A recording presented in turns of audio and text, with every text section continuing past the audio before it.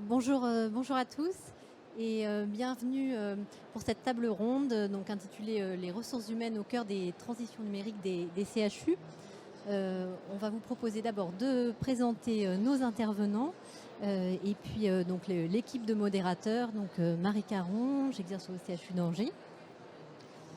Alors, Romain Brolier, je suis directeur de cabinet de la communication et du mécénat au CHU de Caen.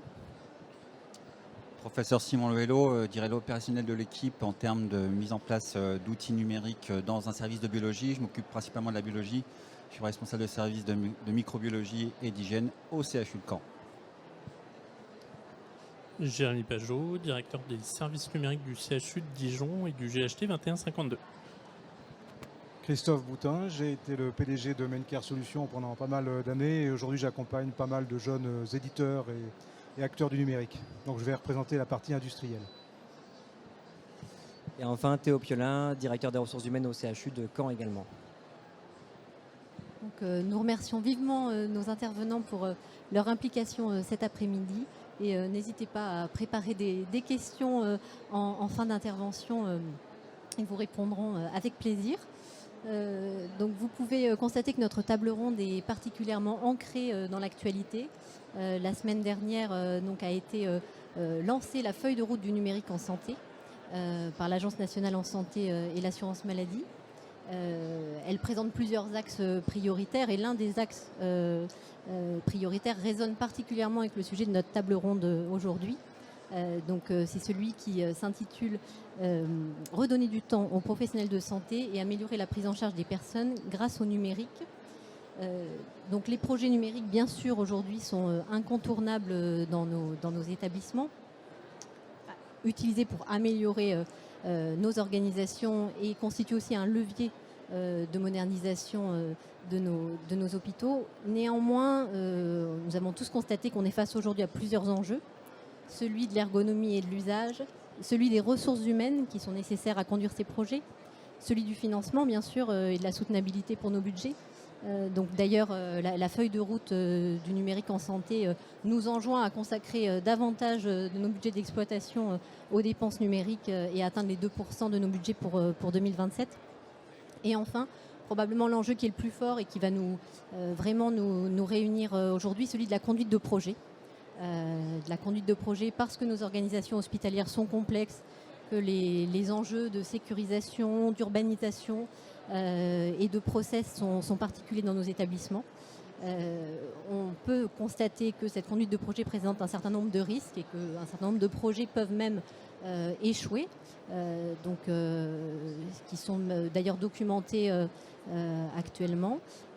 Et on va s'intéresser aux leviers qui nous permettent de réussir au cours de nos projets numériques, en montrant que la gestion de l'humain, la gestion des ressources humaines et des compétences au sein de nos établissements est essentielle pour parvenir à faire vraiment du numérique un levier dans nos établissements.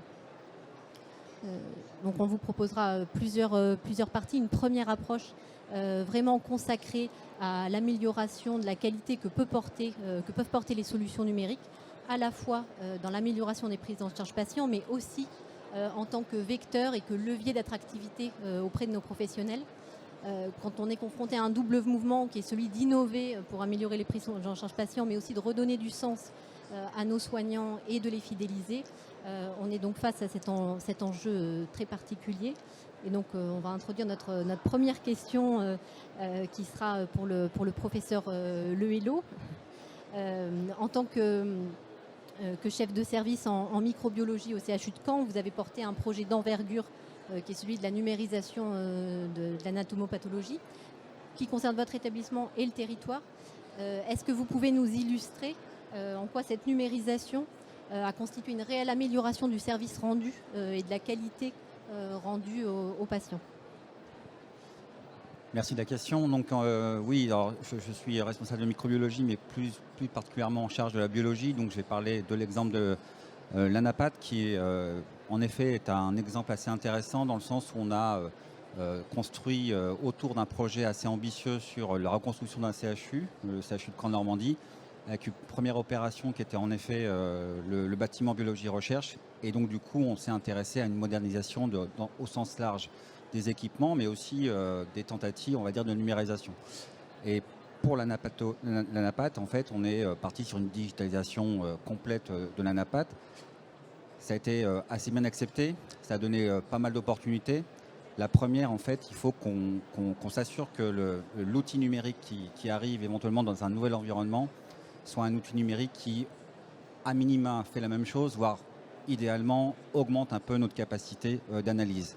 Et c'est vrai que la digitalisation de l'ANAPAT, très clairement, a apporté une confiance aux médecins dans l'outil en lui-même, puisqu'on avait une amélioration diagnostique, une assurance diagnostique, en ayant une profondeur d'analyse, là je parle technique, une profondeur d'analyse bien plus importante et un nombre de champs finalement d'analyse de l'âme scannée beaucoup plus importante. Donc la confiance est là, et quand on a la confiance, c'est clair que en fait, c'est plus facile par la suite.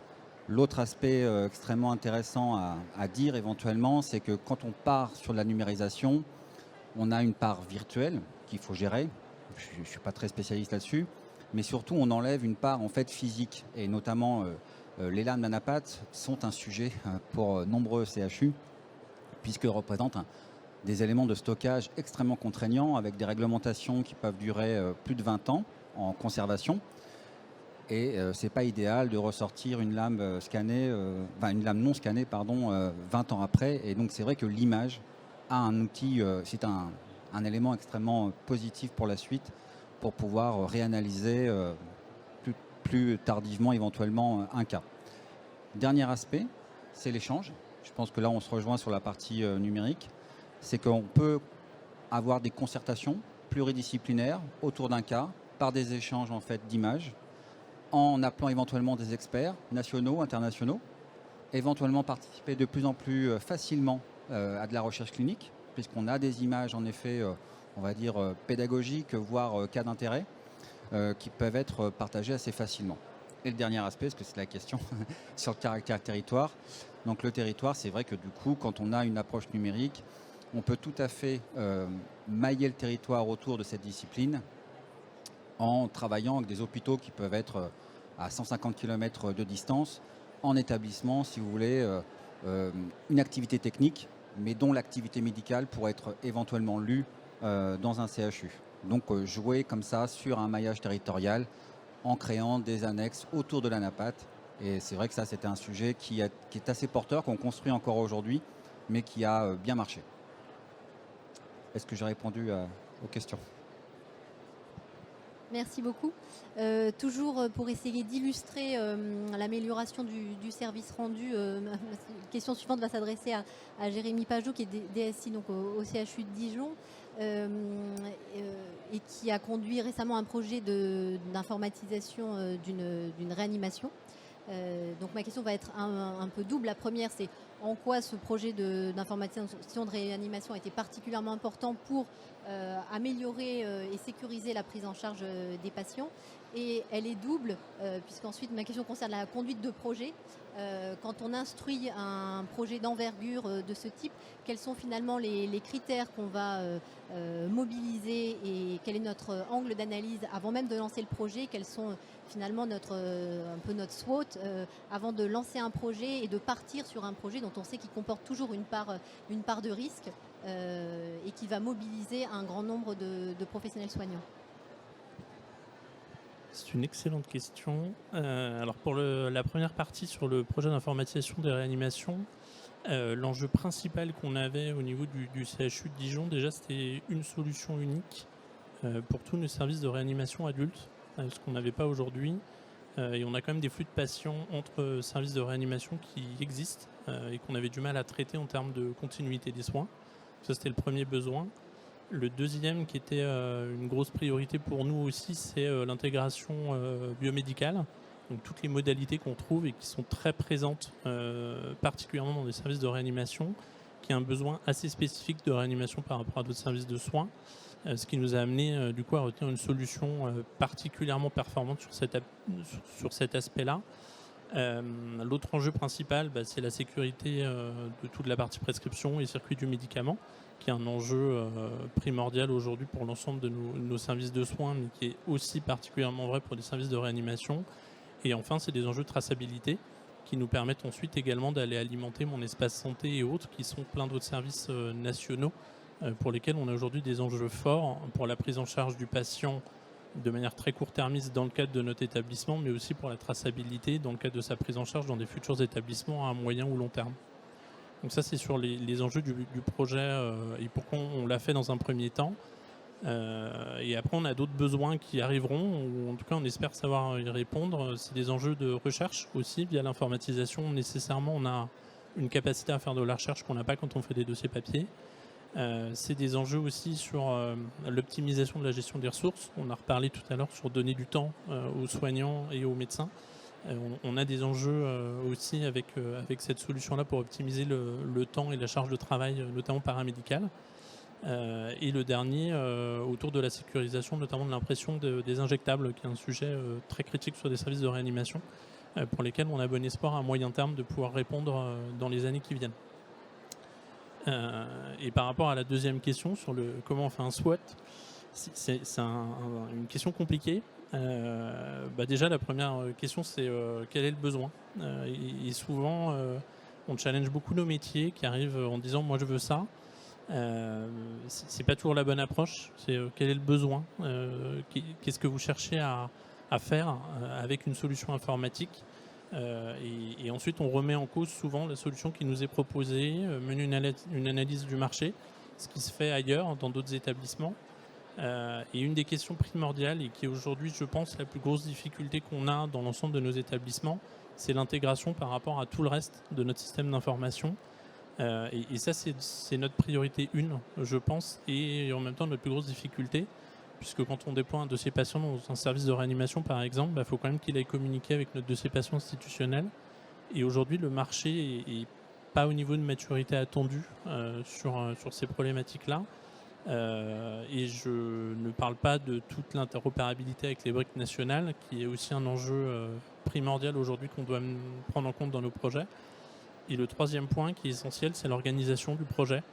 Comment on va mobiliser des ressources à la fois côté informatique et côté service soignant, on va dire, pour le projet.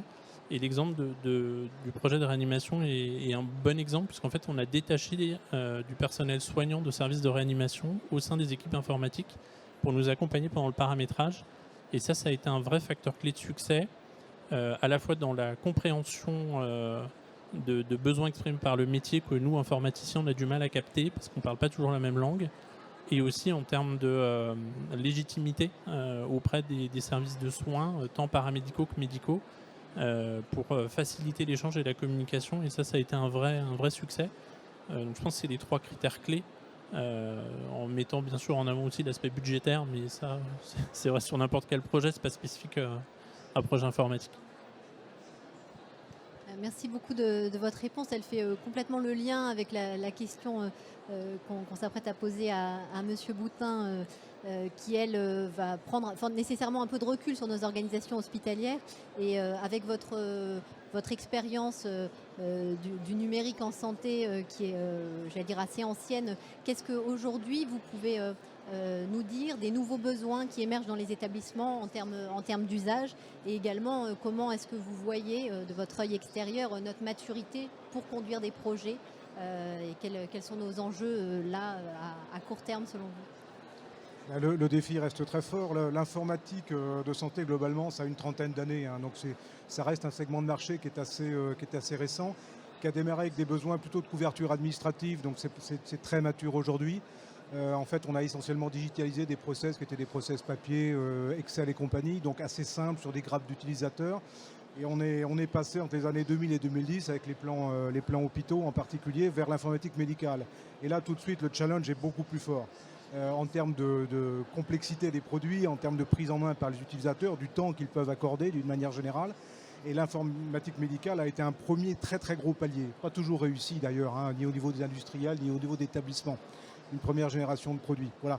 Et là, on est dans une thématique aujourd'hui qui est beaucoup plus de coordination, de collaboration, de décloisonnement, parce qu'en fait, on a mis des petits bouts d'informatique un peu partout, et Jérémy l'exprimait bien, le professionnel, de manière générale, ou le patient, doit avoir une vision complètement axée processus. Donc on est en train d'essayer de poser des nouveaux logiciels, beaucoup plus modernes, mais quand même avec une vision beaucoup plus centrée processus, centrée patient, que de compléter le travail d'un professionnel. Donc il y a quand même un challenge énorme et les exigences actuelles sont très fortes.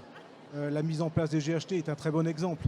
On déploie aujourd'hui au niveau, appelons ça départemental pour faire très simple. Donc c'est tout de suite du multi-établissement. Donc il y a une dimension politique, technique forte. Le risque cyber, vous avez remarqué, un tiers des conférences à Santexpo, c'est de la cyber. Donc c'est une exigence nouvelle. Il y a 10 ans, on en parlait, mais on ne faisait pas grand-chose. Aujourd'hui, le risque est absolument majeur. Le réglementaire est passé de l'informatique administrative au médical. L'exigence réglementaire, elle est beaucoup plus forte aujourd'hui. Donc il y a un ensemble d'exigences qui font que, en particulier pour les industriels, c'est difficile. Et on est dans une industrie qui reste malgré tout artisanale, côté industriel. Ça reste des petites sociétés que vous avez ici, alors que le niveau d'exigence, c'est quasiment du bancaire ou du spatial. Vous voyez ce que je veux dire ? C'est ce qu'on attend aujourd'hui parce qu'on fait notamment du médical. Donc les défis restent entiers aujourd'hui et il faut que la profession s'organise et il faut éviter une déconnexion entre le monde industriel et le monde des établissements, en particulier des grands établissements. Il faut rapprocher les deux parce que ce n'est qu'en mettant les deux visions qu'on arrivera à faire ou à gagner, on va dire, la bataille de l'usage. Merci beaucoup. Pour terminer cette première partie autour des défis qui nous attendent, on a évoqué en introduction le défi de l'attractivité vis-à-vis de nos professionnels. Et donc, c'est vrai qu'on s'est beaucoup concentré sur l'usage, mais finalement, on s'aperçoit aussi que nos outils numériques sont facteurs d'attractivité et constituent un réel levier pour transformer nos organisations. Professeur Lehello, la question est pour vous sur un projet vraiment de transformation de métier. En quoi le projet que vous avez conduit vous amène-t-il à considérer qu'aujourd'hui les facteurs d'attractivité, à la fois pour vos professionnels médicaux et à la fois pour les paramédicaux chez vous? Donc c'est vrai que là on constate peut-être une nouvelle attractivité. Au départ, quand le projet commence, nous on a sur un projet d'aménagement assez global d'un bâtiment biologie dans son entièreté. C'est fait par phase, c'est fait de différentes manières.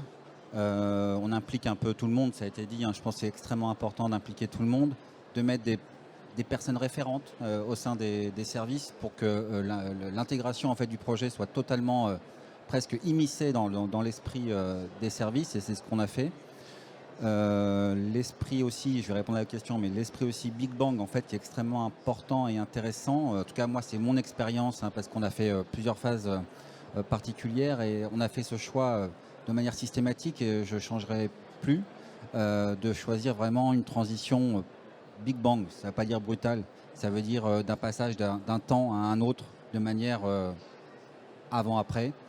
Pas du tout partir sur l'aspect transitionnel parce qu'en effet on va cumuler si vous voulez deux approches, une ancienne, une vers laquelle on tend, et en général pour aller vers laquelle on tend il vaut mieux pas laisser l'ancienne perdurer parce que ça fait des ressources humaines peut-être trop importantes, ça c'est le côté managérial, et puis c'est le changement qui est compliqué. Une fois qu'on a mis en place ça, une fois qu'on a fait ce pas en fait, c'est vrai que d'un coup on a presque une fierté en fait de l'avoir fait, de l'avoir réussi, si on l'a réussi. Et du coup, ça rend en effet la nouveauté attractive. Et aujourd'hui, si je reprends la NAPAT, mais je peux prendre d'autres exemples pour la biologie, quelque part, ça intéresse. C'est assez dynamisant. Et on a eu, je parle d'anecdotes très locales, des rapprochements, notamment de personnes qui venaient du privé. Je le note parce que c'est quand même un peu particulier. Des médecins à NAPAT qui ne sont quand même pas forcément... qui sont difficiles à trouver et qui, pour le projet, font cette démarche personnelle de revenir dans le public. Et rien que ça, je trouve que c'est ma conclusion à votre réponse, à votre question, pardon. Et c'est ma réponse. Merci à vous. On va introduire une seconde partie. La transition est parfaitement faite par le professeur Lehello. On va étudier dans cette partie les impacts sur les équipes RH. Forcément, vous avez parlé de Big Bang, de changement, donc ça a forcément un impact. Le micro, ça marche bien. Ok. Et donc d'étudier les impacts pour les équipes et comment on les accompagne de manière très concrète, puisqu'on sait que les projets en lien avec le développement de solutions numériques engendrent parfois certaines crispations, voire une certaine hostilité au numérique. Je pense que c'est pas aller forcément en génération ou une histoire d'âge, c'est que pour certaines équipes c'est tout nouveau, pour certains agents ça l'est également. Et le changement, vous l'avez dit, peut être brutal, pour pas de bing bang, que ce soit pour les équipes médicales que les équipes paramédicales. Et pour un DRH comme moi et également pour les collègues, dans l'accompagnement au changement, c'est forcément un enjeu qui nous préoccupe. Et donc la question est de savoir, notamment pour M. Boutin qui a eu de nombreuses expériences pour accompagner les équipes sur le terrain, de savoir si les équipes hospitalières finalement elles sont prêtes, comment elles perçoivent le numérique de manière générale, et est-ce qu'il n'y a pas encore une hostilité particulière au numérique aujourd'hui dans les équipes hospitalières. Oui, je pense autant, il y a 10 à 15 ans, on pouvait avoir une certaine résistance, notamment de la part de médecins, typiquement à l'informatique. À l'arrivée, je crois qu'aujourd'hui, il n'y a plus ça. Tout le monde a compris que sans informatique, ça va être compliqué. Et il y a même quelquefois l'inverse, c'est-à-dire le trop d'attente. C'est en disant l'outil va arriver et finalement mes problèmes vont s'évaporer. Ce qui est au moins aussi dangereux, hein, en règle générale.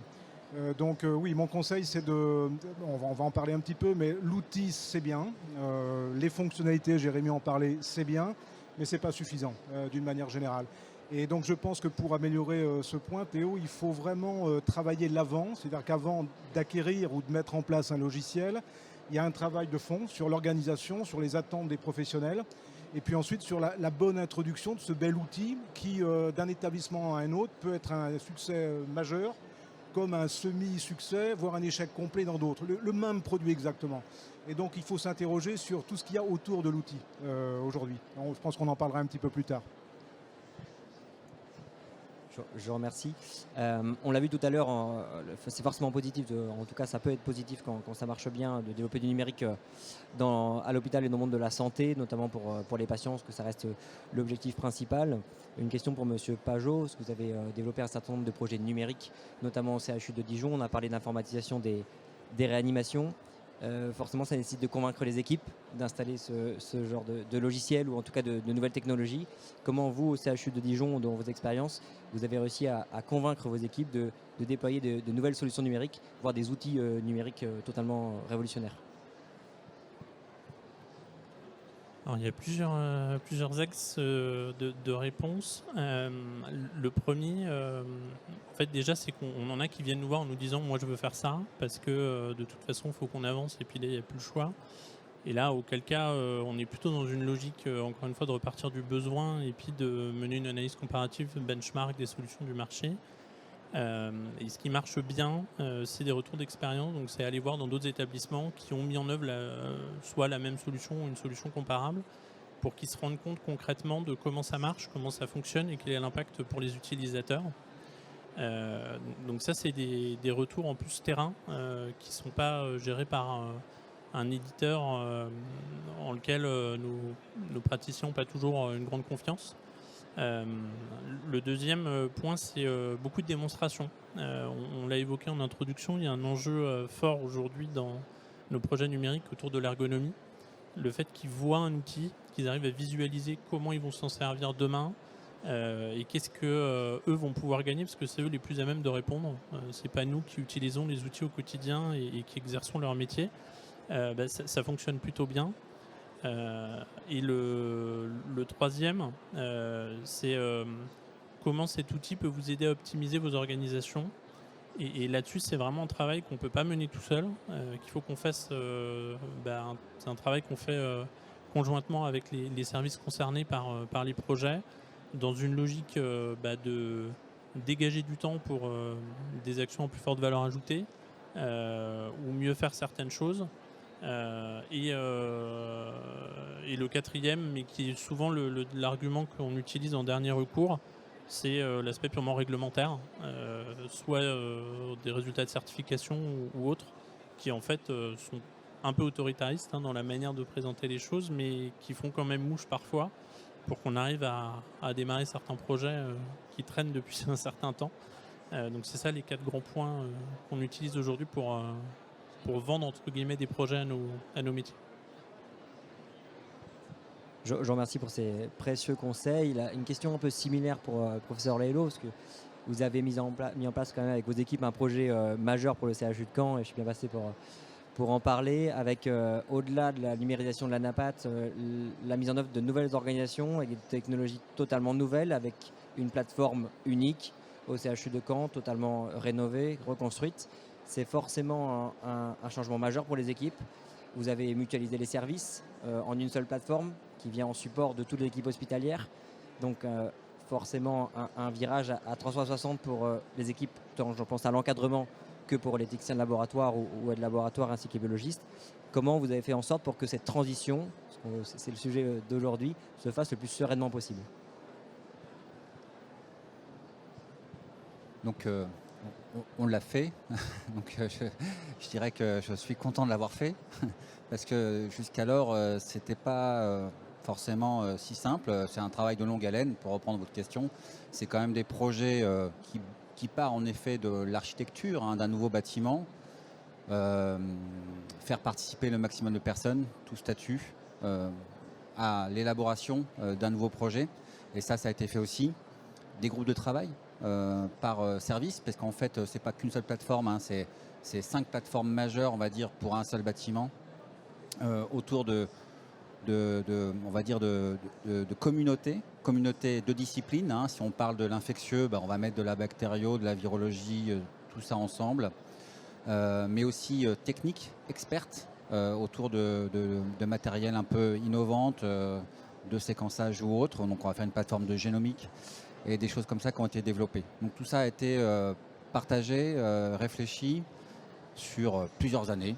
Voilà. Donc une fois qu'on a fait ça, une fois qu'on a établi les plans, maintenant après il a fallu former les gens, parce qu'en fait il y a des personnes qui participent à des plateformes, mais avant ils étaient quand même attachés à un service. Ne pas perdre l'identité service, ce qu'on a conservé en fait, je trouve aujourd'hui.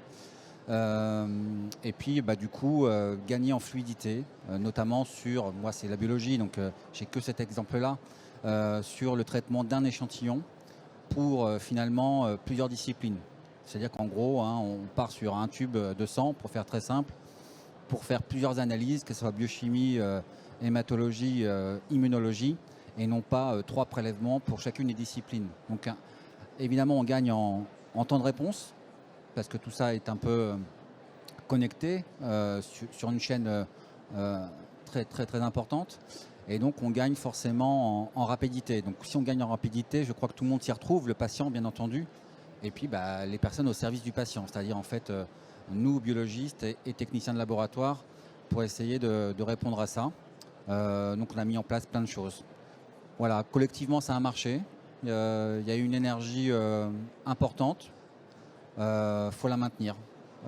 C'est surtout ça, je dirais qu'aujourd'hui, mon objectif, créer, partir de ça pour des opportunités nouvelles, plutôt territoriales, parce qu'on c'est l'étape d'après, je dirais,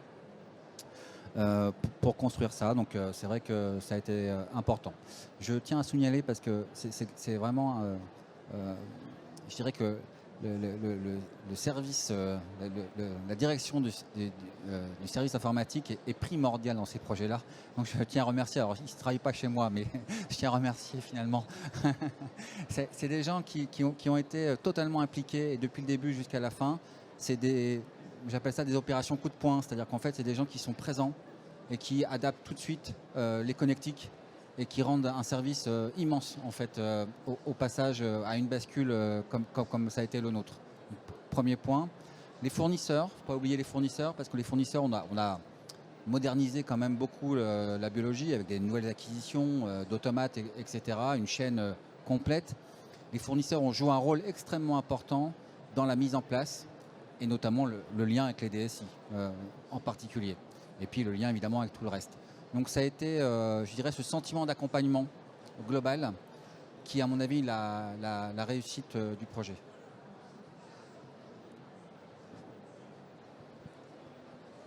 On va revenir sur le rôle de la DSI dans ce type de projet, et puis je passerai le mot à notre collègue Nicolas Boyuski pour le travail qu'il a réalisé au CHU de Caen. En tout cas, en tant que DRH, ce que je peux constater, c'est qu'on n'a eu aucun départ de technicien de laboratoire, voire beaucoup de candidatures suite à ce projet-là. Donc on parlait d'attractivité tout à l'heure. Forcément, ça a un impact sur ce champ-là. Une question aussi un peu transversale sur ce sujet, cette transition vers un service plus numérique, forcément on essaie, c'est une question que je pose, plus de compétences, ou en tout cas des compétences différentes, et une adaptation aux nouvelles organisations. Est-ce que pour vous, ça a signifié un besoin particulier en formation? Et si oui, comment vous avez fait pour pouvoir former ce personnel tant aux nouvelles organisations qu'aux nouvelles technologies dans un temps relativement réduit, puisque le bâtiment biologie est sorti de terre au mois de janvier. C'est encore pour moi. Donc du coup, on avait établi quand même un plan d'action. En effet, ça nécessitait des formations à des nouvelles machines, une formation, finalement une préparation aux nouvelles organisations. Et à partir de là, on a estimé un renfort, on va dire, RH, qu'il a fallu calculer. Et ces renforts RH, on a essayé de les anticiper. Finalement, je dirais, des fois c'est mieux quand c'est avant, hein, mais quand ça arrive à un moment donné, on est content et on part là-dessus. Avec, voilà, on a essayé de former un maximum de gens à la biologie de routine pour pouvoir dégager du temps aux personnes qui étaient en poste à se former aux nouvelles technologies pour qu'en fait, au moment où on passe, parce que là c'est vraiment à chaque fois un Big Bang, on passe dans une nouvelle atmosphère, les gens soient suffisamment préparés dans leurs nouvelles fonctions.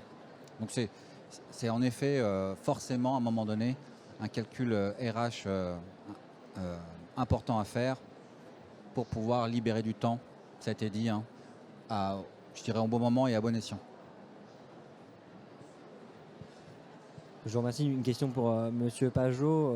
Je fais partie des directions qui ont pris plein fouet ce virage numérique.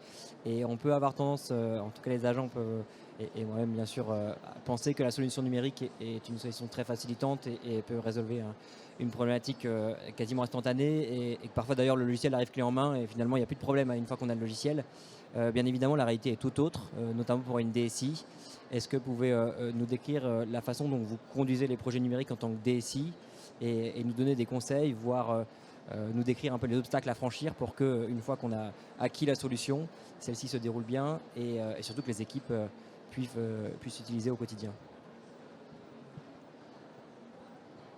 Alors déjà, le premier point qui est primordial, c'est l'identification d'un sponsor métier qui va défendre le projet coûte que coûte dans les bons comme dans les mauvais moments. Et ça, c'est essentiel hein, parce que c'est quelqu'un qui va être facilitant aussi quand l'outil sera mis en œuvre et qu'on aura déployé le nouveau service et qu'on ne répondra pas à 100% des cas parce que c'est pas vrai, on ne sait pas tout faire tout le temps avec un outil. Et ça, c'est essentiel parce que c'est quelqu'un qui va aussi après pouvoir embarquer les équipes pour les convaincre qu'il y a du positif, que c'est bien, et du coup l'informatique n'est pas seule contre tous. Et ça me paraît déjà le premier critère, c'est qui est le sponsor vraiment métier de ce projet-là. Le deuxième, c'est de passer par toutes les instances institutionnelles pour présenter le projet.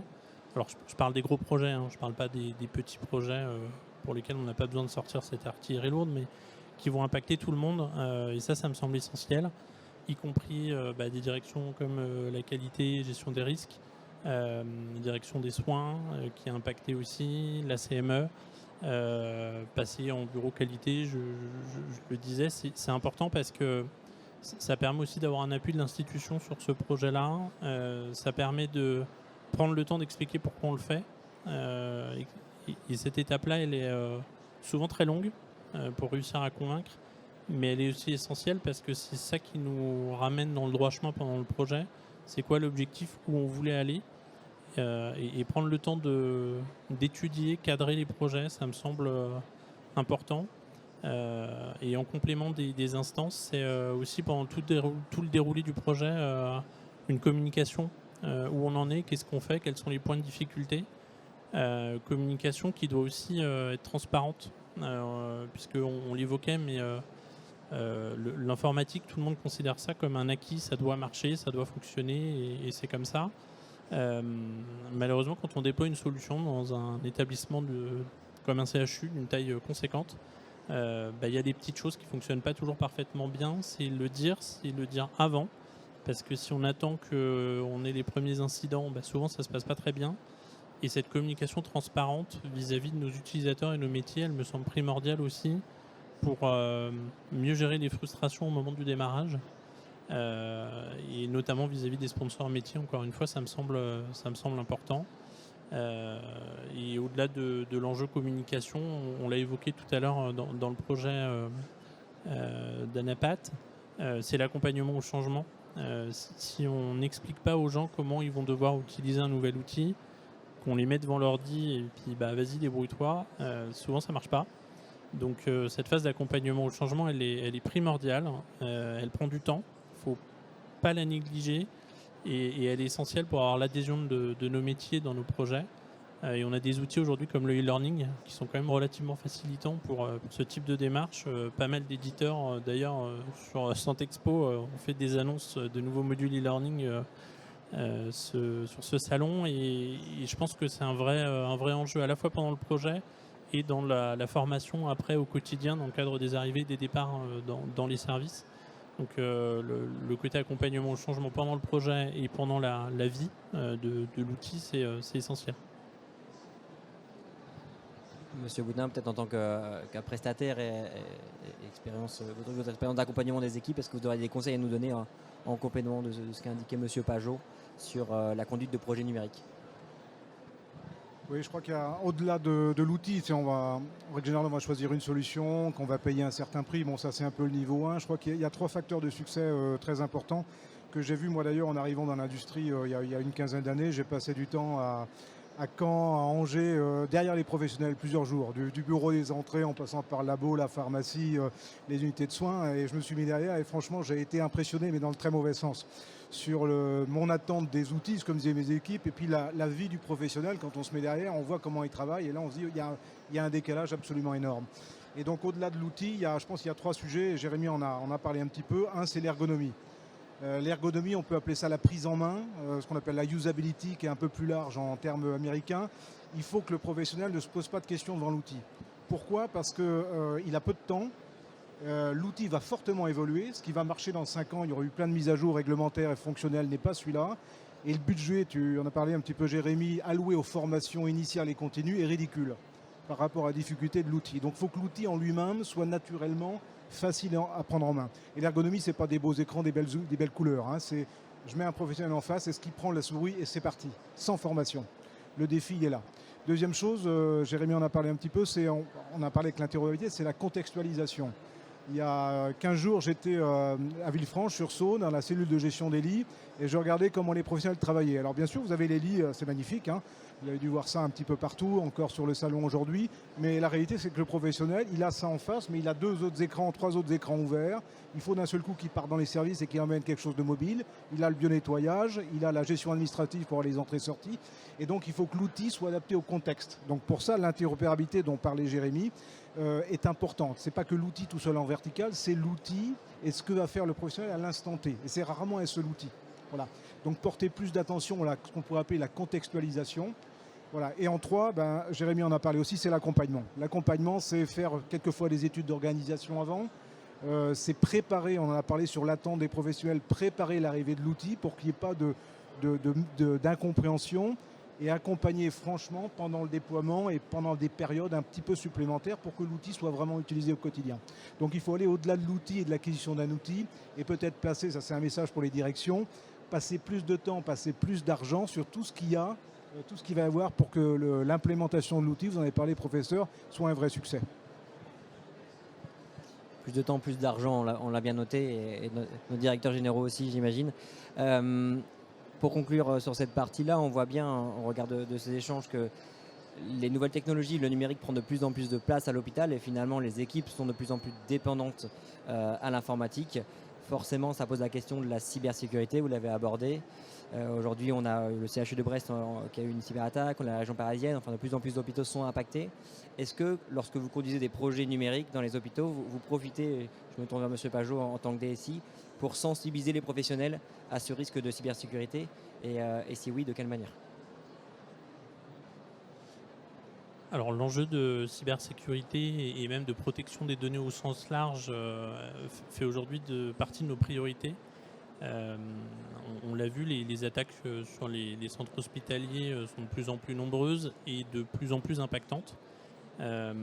Donc la sensibilisation, oui, c'est une énorme priorité. Déjà, on passe par de la sensibilisation des utilisateurs. Donc typiquement, nous, au niveau du CHU de Dijon, la vague principale d'attaque qu'on voit, c'est des mails de phishing qui sont adressés des utilisateurs privilégiés, on va dire, de l'établissement.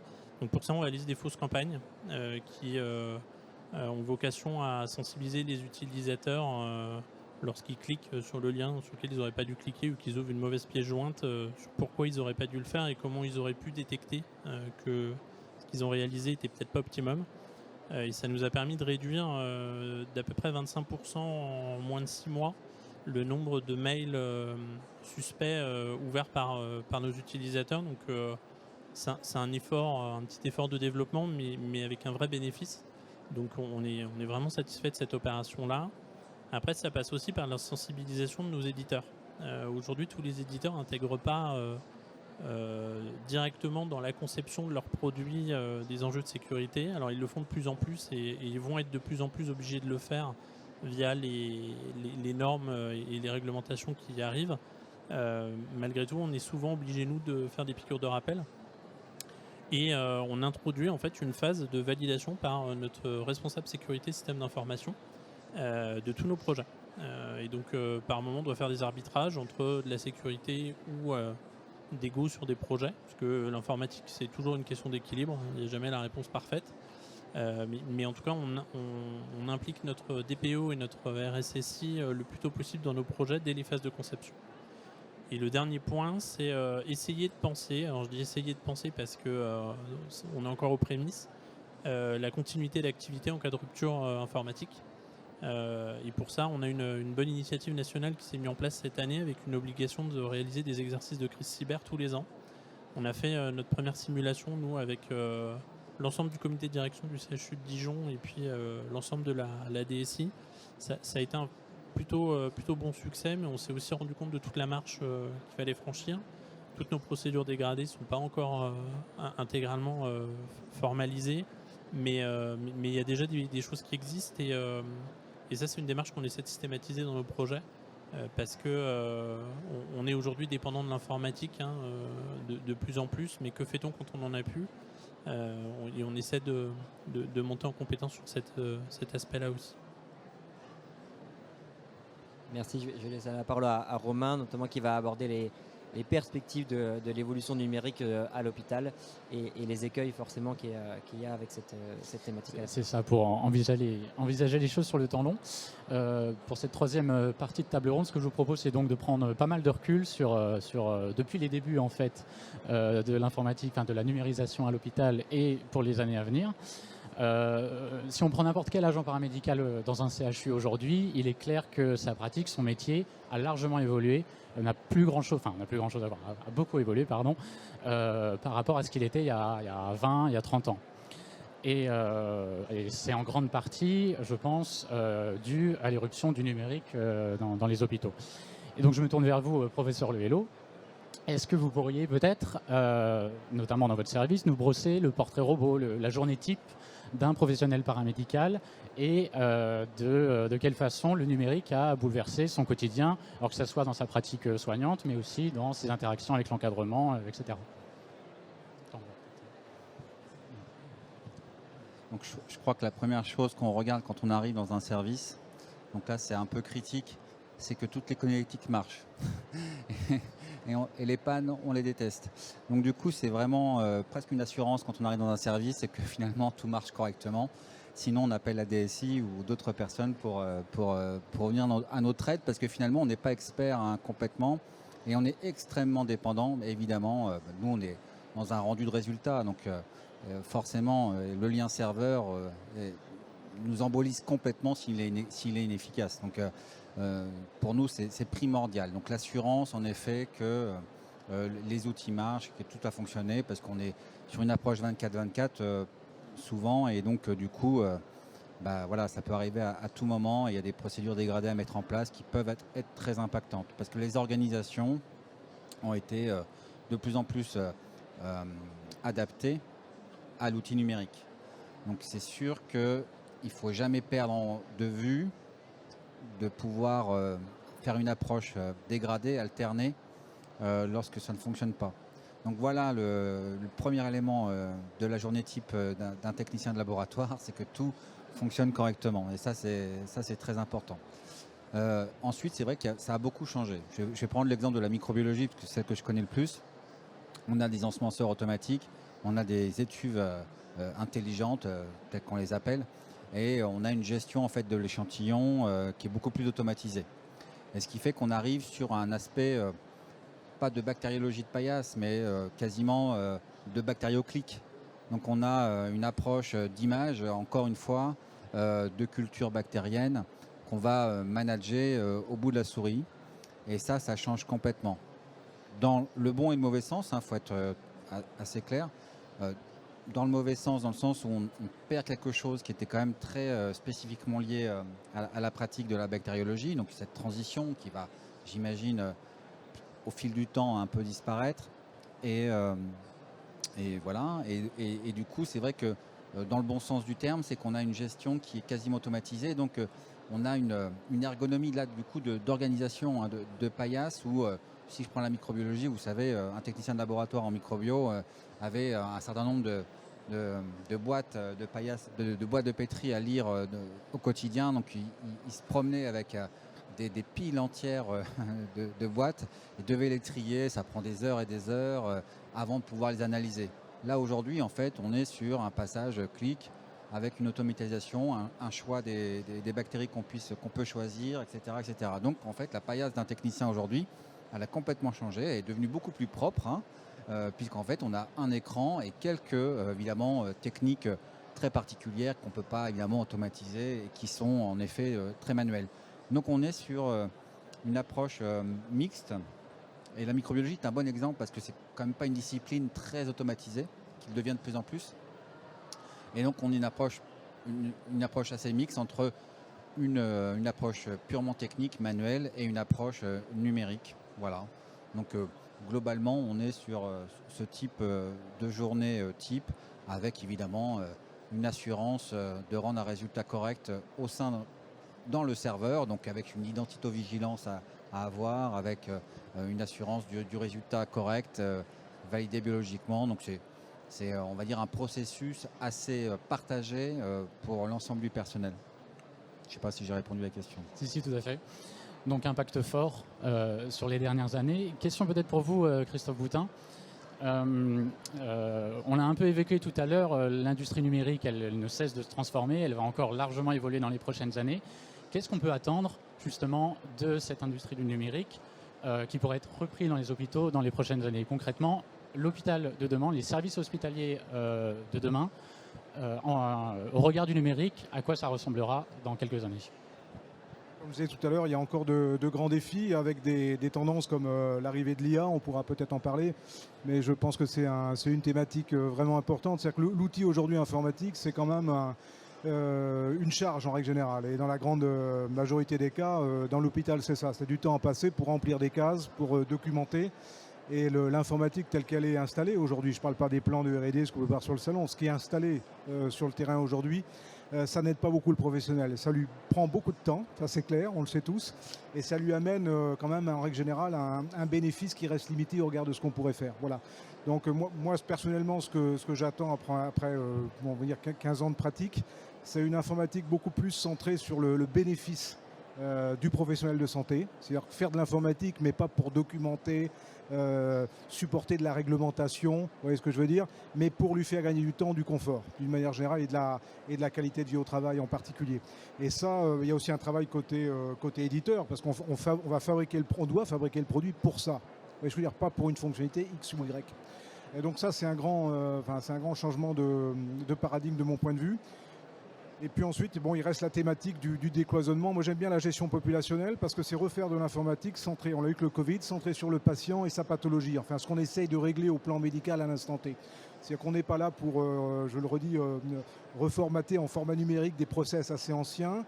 On est là pour prendre le système de santé ou le parcours du patient par le haut, multi-acteurs, dans l'hôpital, en dehors de l'hôpital, avec une approche en règle générale de la pathologie ou des pathologies, parce que ça amène des prises en charge un petit peu différentes. Et il faut que cette informatique-là, en particulier sur le plan médical, soit beaucoup plus intelligente. Voilà. Et comme je dis, je vais regarder avec beaucoup d'attention de mon point de vue l'arrivée de l'IA, parce que les bénéfices peuvent être énormes, mais les dangers vont être également être significatifs, je pense. Justement, c'est cette question de l'intelligence artificielle qu'on souhaitait aborder maintenant. Effectivement, comme l'a dit Théo tout à l'heure, parfois il y a des craintes au développement du numérique dans les services, l'arrivée de nouvelles techniques, de nouveaux process.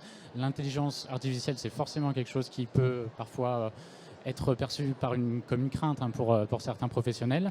J'allais vous demander comment rassurer sur ce sujet, qui est un sujet souvent méconnu. On parle souvent, dernièrement, il y a ChatGPT, tout le monde en parle, il ne se passe pas une semaine sans qu'il y ait un nouvel article qui sorte, soit à charge, soit à décharge, avec beaucoup de craintes, beaucoup d'espoir aussi, parce qu'il y a beaucoup de progrès à la fois pour les patients et pour les process des professionnels qui peuvent en être tirés. Mais voilà, comment peut-être rassurer sur l'évolution de l'intelligence artificielle. Et déjà, est-ce qu'on peut évoquer certains projets qui ont intégré les organisations soignantes et qui utilisent l'intelligence artificielle? Alors je sais qu'en ANAPAT, c'est déjà le cas, mais voilà, est-ce que vous avez d'autres exemples dans les processus que vous encadrez les uns et les autres? Je crois que l'imagerie, on a parlé, l'imagerie au sens large est une science, une thématique sur laquelle l'IA est arrivée et amène beaucoup, je pense. Il y a un vrai ROI, il y a une sécurisation, il y a un nombre d'erreurs qui était assez limité.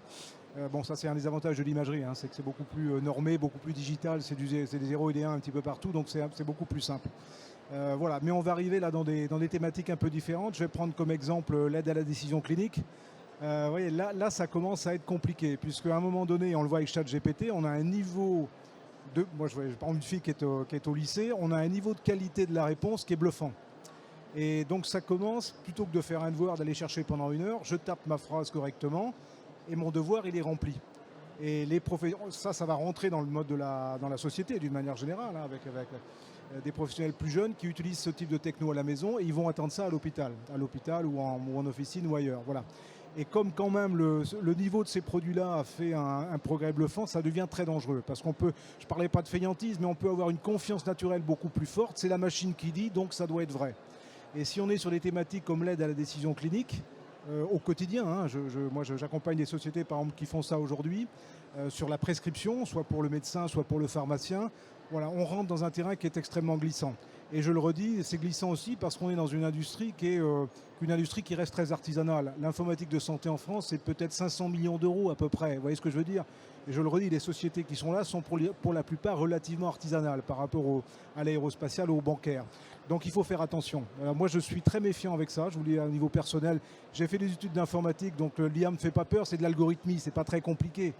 Faut pas en faire une montagne, c'est simplement des programmes, des règles métiers, des moteurs de règles. Donc ça me fait pas peur en termes de Big Brother. Voilà. Mais si ce n'est pas encadré, dans le médical, ça va être difficile. Voilà. Et donc je le vois avec une petite société par exemple que j'accompagne aujourd'hui. Ils ont monté un collège de garantie humaine. Donc ça j'aime beaucoup.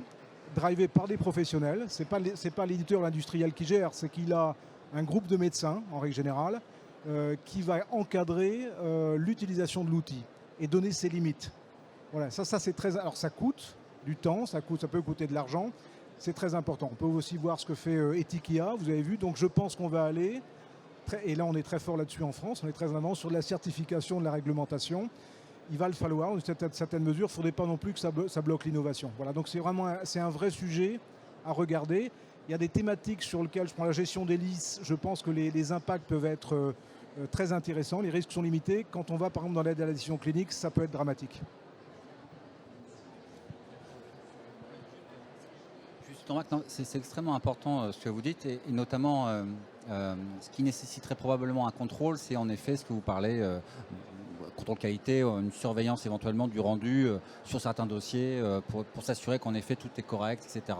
Et ça amène à quelque chose qu'on voit au quotidien, c'est cette quantité de travail qu'on a à faire qui fait que finalement on n'a pas le temps de faire ce que vous dites. Et à mon avis, c'est ça l'enjeu, parce que je pense qu'en effet, c'est quelque chose qui peut se développer assez facilement et très largement, mais il faut vraiment garder dans l'esprit qu'il faut quand même du temps pour contrôler un peu ces choses.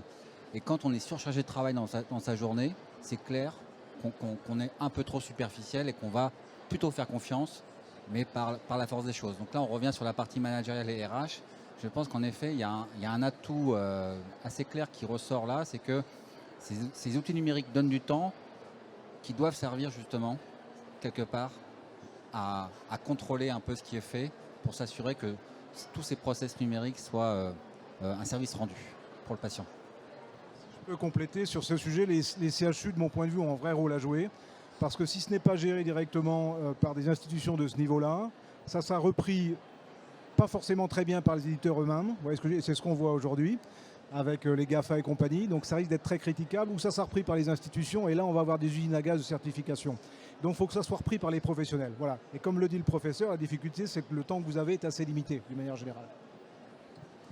Alors, on arrive bientôt au terme de la table ronde, mais il y a quand même un sujet qu'on n'a pas encore évoqué, c'est celui de l'écologie. Et avec le sujet de l'écologie, c'est forcément la modération de l'empreinte carbone des CHU, de tous les hôpitaux. On le sait, le numérique, bien que c'est un secteur virtuel, c'est un secteur qui est très polluant néanmoins et dont l'empreinte carbone est croissante. Si on peut parler de quelques chiffres, le secteur du numérique en France, c'est 2,5% des émissions. Alors ça peut paraître peu, mais par comparaison, le secteur des déchets, c'est 2%. Donc 2,5%, ça reste quand même quelque chose de considérable. Et donc la question qu'on peut se poser pour l'hôpital, c'est est-ce que les réflexions sur la minimisation de l'empreinte carbone, elle fait déjà partie des mécanismes lorsqu'on conçoit des projets au sein des services, des projets de numérisation? Et deux, alors au risque de peut-être être un peu caricatural, est-ce qu'on va arriver un jour à des dilemmes du type tel ou tel projet de numérisation qu'on veut porter, il est très utile pour les patients, il va impliquer plein de gains d'efficacité pour les professionnels, mais non, on ne va pas le faire, on va refuser de le faire, parce qu'en termes de gains écologiques, d'empreinte carbone, c'est pas notre priorité et ça va en contradiction avec les objectifs qu'on s'est fixés. Est-ce qu'un jour, peut-être, on arrivera à ce type de questionnement? Question ouverte. Alors, je ne sais pas si on ira jusque-là, malgré tout, je pense qu'en tant que CHU, on se doit quand même d'être exemplaire sur notre consommation générale et sur notre sobriété énergétique, comme tout bon service public. Et du coup, l'usage du numérique est, je pense, un des axes de travail. Alors oui, on peut parler de rénovation de bâtiments et autres qui sont des enjeux prioritaires. Malgré tout, sur le numérique, on a plein d'axes qu'on peut étudier. Notamment au niveau du CHU de Dijon, on regarde pour optimiser les durées de vie de notre matériel. Il y a une grosse partie dans le chiffre que tu as indiqué qui est liée à la conception du matériel informatique, les serveurs, les ordinateurs, etc. Donc le moins on en produit en allongeant les durées de vie, plus notre empreinte écologique sera faible. Après, on a des travaux aussi de conception de nos salles machines qui sont aujourd'hui pas forcément à l'état de l'art par rapport à ce qu'on trouve dans des data centers comme vous pouvez les avoir chez Azure, Amazon ou OVH. Ça, par contre, c'est des projets qui sont compliqués à mener parce que c'est des investissements qui sont colossaux. Malgré tout, je pense qu'il va falloir que dans les années à venir, on se pose la question de nos salles machines dans nos établissements respectifs. Et le troisième axe, c'est l'usage et sensibiliser tout un chacun à des bonnes pratiques qui sont toutes bêtes, mais nettoyer des dossiers sur des répertoires partagés, vider ses boîtes mail, pas utiliser 50 000 applications en parallèle, etc. etc. C'est des choses toutes bêtes, mais qui peuvent faire gagner, avec les volumes d'utilisateurs qu'on a dans nos établissements, beaucoup. Et il y a aussi maintenant des outils qui existent pour mesurer les performances énergétiques de nos serveurs, pour se dire par rapport à l'application qui consomme à peu près tant et le dimensionnement du serveur, est-ce que je suis dans les clous ou pas, et donc ça c'est des démarches qu'on a commencé de mener aussi, et je pense que ce sera un axe de travail qu'il faudra avoir avec les éditeurs aussi, qui ont tendance à demander des choses assez gourmandes pour sécuriser le bon fonctionnement de leurs applications, mais je pense que cette petite marge on pourra plus se la permettre dans quelques temps, et donc ça va être un travail de longue haleine qu'on va devoir mener nous et le porter au niveau des CHU de pair avec nos éditeurs aussi pour optimiser nos consommations à court et moyen terme. C'est bon. Bon, si pas d'autres remarques sur le sujet, je crois qu'on arrive à la fin de cette table ronde. Merci à tous.